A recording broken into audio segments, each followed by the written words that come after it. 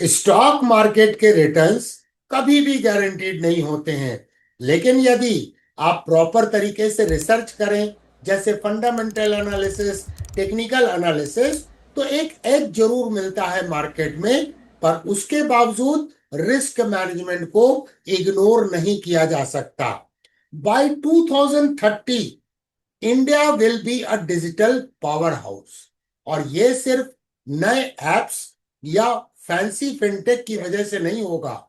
जो असली रिवोल्यूशन हो रहा है वो हो रहा है एकदम प्लेन लुकिंग विंडोलेस बिल्डिंग के अंदर।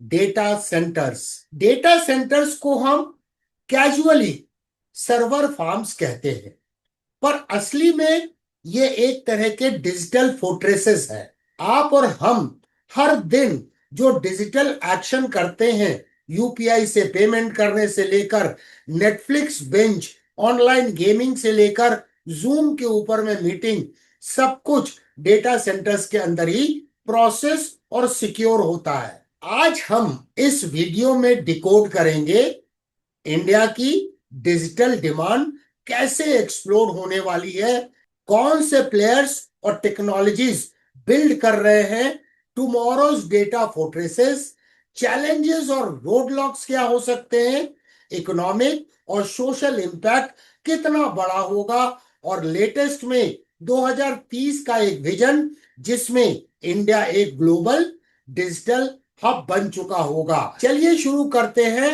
इंडिया के डिजिटल बैकबोन का ये deep dive. The unseen engine of India's digital leap. सोचो, आपने सुबह उठकर यूपीआई से एक कप चाय लिया और फिर ऑफिस के लिए ओला या उबर बुक किया, ऑफिस में अपने जूम पर मीटिंग की, और लंच के समय में स्विगी या जोमेटो से फूड ऑर्डर कर दिया। शाम को घर आकर नेटफ्लिक्स या जियो सिनेमा के ऊपर में देख लिया कोई मूवी को। ऑन द सरफेस ये सारी चीजें एकदम स्मूथ लगती हैं, नॉर्मल लगती हैं, लेकिन इन सब के पीछे एक अनसीन इंजन है, डेटा सेंटर्स। डेटा सेंटर्स को एक तरह का power plant for digital economy समझना चाहिए।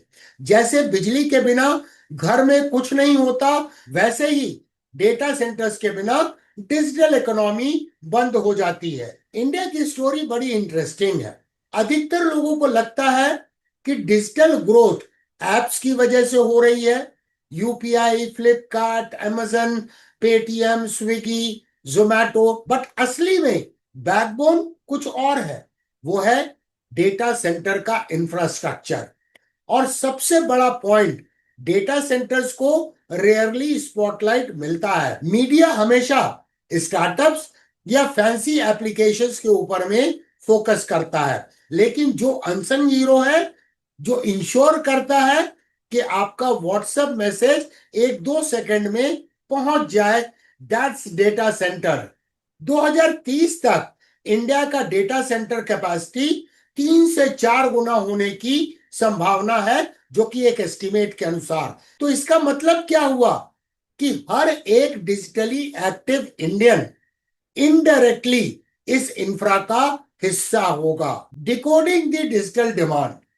अब सवाल आता है, डिमांड इतनी तेज क्यों बढ़ रही है? सबसे पहला ड्राइवर है 5G रोल आउट। 5G का मतलब हुआ अल्ट्रा लो लेटेंसी और massive data throughput.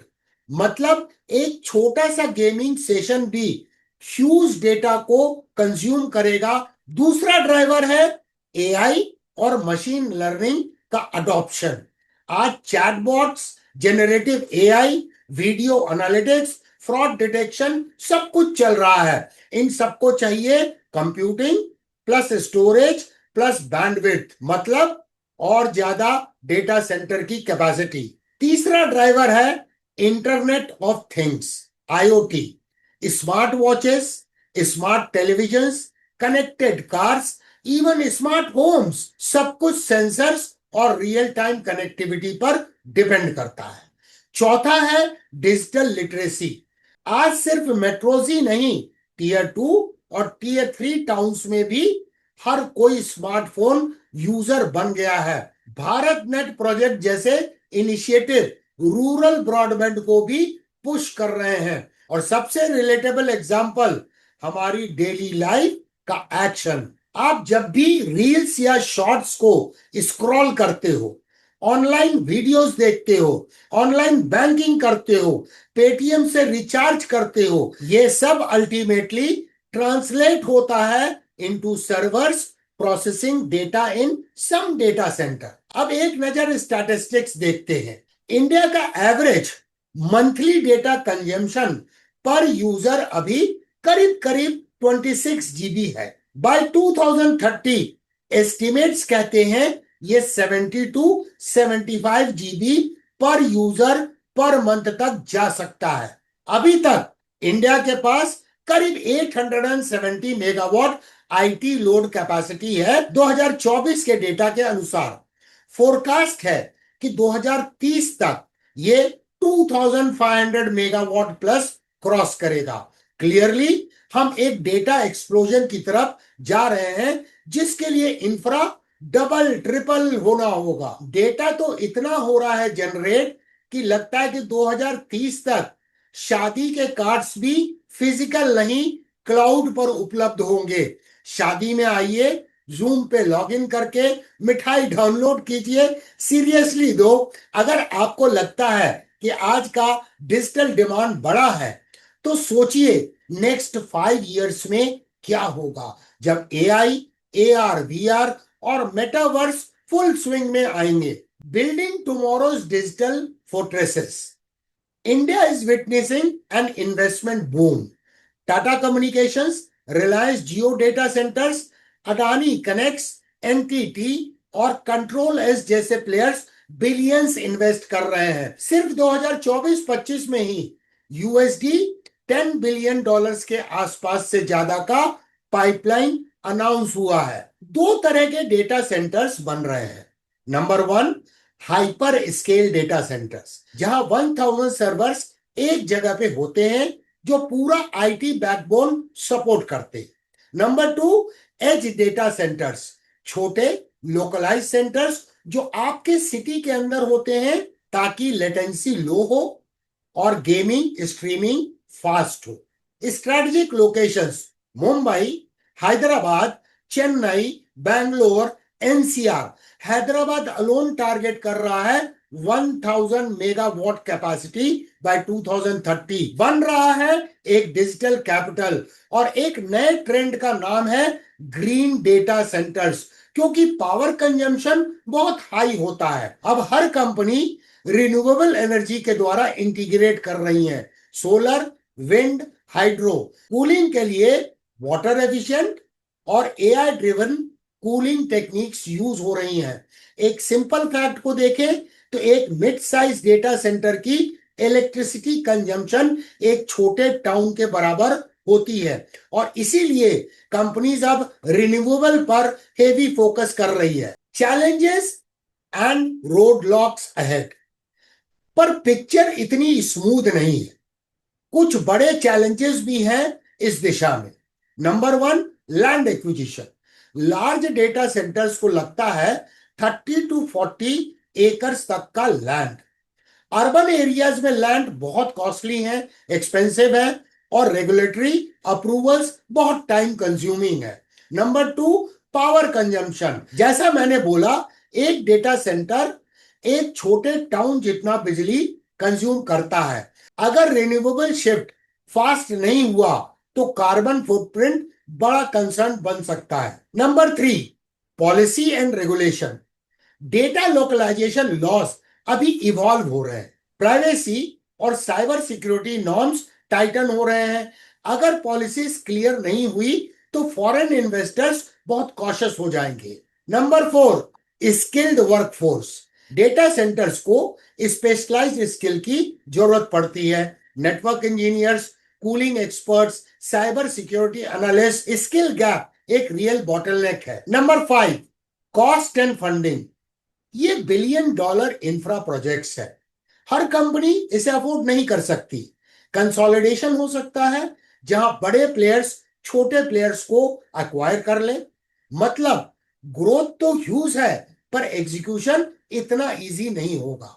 Impact beyond infrastructure, data centres का इंपैक्ट सिर्फ आईटी तक लिमिटेड नहीं है, रिपल इफेक्ट बहुत बड़ा है। जैसे number 1 job creation, construction, maintenance, IT services, cyber security, lakhs of jobs create हो सकते हैं। Number 2 ancillary industries, cooling equipment, power infra, fibre optics demand jump करेगी। Number 3 digital inclusion, rural India तक अफोर्डेबल इंटरनेट सर्विसेज जाएगी और जो आज की डेट में डिजिटल डिवाइड है वो रिड्यूस होगा। इनोवेशन बूस्ट, स्टार्टअप्स और एआई कंपनीज को सस्ता और फास्ट इंफ्रा मिलेगा। मतलब इंडिया एक ग्लोबल डिजिटल हब बनने के दिशा में और भी करीब आ जाएगा। स्ट्रैटेजिक सोवरेनिटी, अपना डेटा अपने देश के अंदर स्टोर करना एक नेशनल सिक्योरिटी इशू है। क्लाउड और डेटा लोकलाइजेशन की वजह से फॉरेन डिपेंडेंसी कम होगी। इन सब के साथ एक क्लियर पिक्चर निकल के आ रही है कि data centres are not just infra, they are catalyst for India's economic and social transformation. India's digital destiny 2030 and beyond.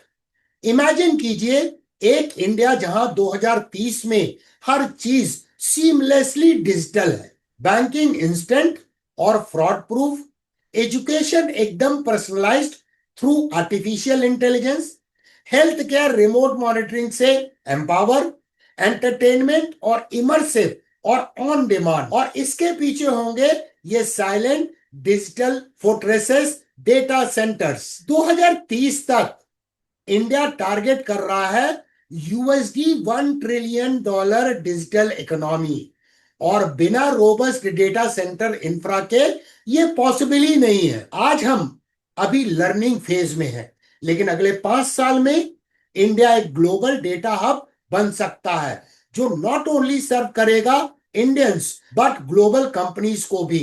अब मैं एक क्वेश्चन आपसे पूछता हूं, क्या आप इस डिजिटल फ्यूचर का सिर्फ कंज्यूमर बनोगे या एक्टिव क्रिएटर और पार्टिसिपेंट भी? कमेंट जरूर कीजिएगा। Stocks to watch. अब एक इंपॉर्टेंट पॉइंट, अगर आपको लगता है कि ये स्टोरी एक टेक्नोलॉजी तक लिमिटेड है, तो एक और एंगल है लिस्टेड कंपनीज। कुछ इंडियन कंपनीज डायरेक्टली या इनडायरेक्टली डेटा सेंटर इकोसिस्टम में है, जैसे Tata communications, Netweb technologies India, RailTel corporation, Anantraj limited, E2E networks. ध्यान रहे ये सिर्फ स्टॉक्स है टू वॉच, कोई रिकमेंडेशन नहीं है। हमेशा अपना fundamental analysis plus technical analysis कीजिए और इंफॉर्म डिसीजन लीजिए। और मैं आपसे रिक्वेस्ट करूंगा कमेंट्स में बताएं कि कौन से स्टॉक आपको लगता है फंडामेंटली और टेक्निकली स्ट्रांग है। आपके व्यूज दूसरे लर्नर्स के लिए भी हेल्पफुल होंगे। और अगर आपको fundamental analysis plus technical analysis सीखना है तो मेरे जीरो टू हीरो प्लेलिस्ट में जाइए और स्टार्ट कीजिए। Learning never stops with DK Sinha.